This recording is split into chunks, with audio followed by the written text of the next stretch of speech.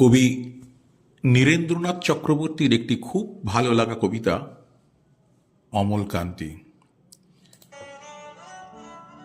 অমলকান্তি আমার বন্ধু। স্কুলে আমরা একসঙ্গে পড়তাম।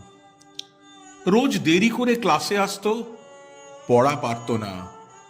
শব্দরূপ জিজ্ঞেস করলে এমন অবাক হয়ে জানলার দিকে তাকিয়ে থাকতো যে দেখে ভারী কষ্ট হতো আমাদের।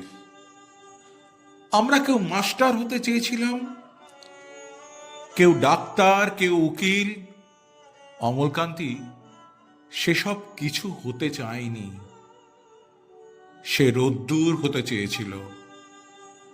ক্ষান্ত বর্ষণ, কাক ডাকা বিকেলের সেই লাজুক রোদ্দুর, জাম আর জামরুলের পাতায় যা নাকি অল্প একটু হাসির মতন লেগে থাকে।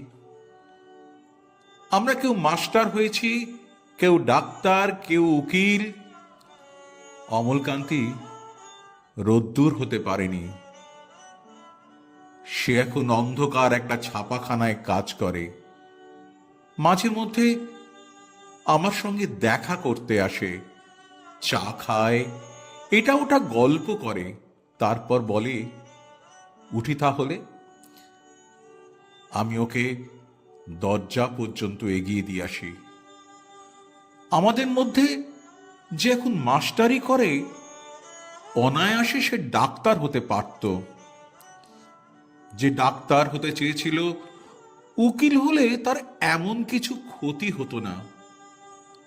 অথচ সকলেরই ইচ্ছে পূরণ হলো, এক অমলকান্তি ছাড়া। অমলকান্তি রোদ্দুর হতে পারেনি। সেই অমলকান্তি রোদ্দুরের কথা ভাবতে ভাবতে ভাবতে ভাবতে যে একদিন রোদ্দুর হয়ে যেতে চেয়েছিল।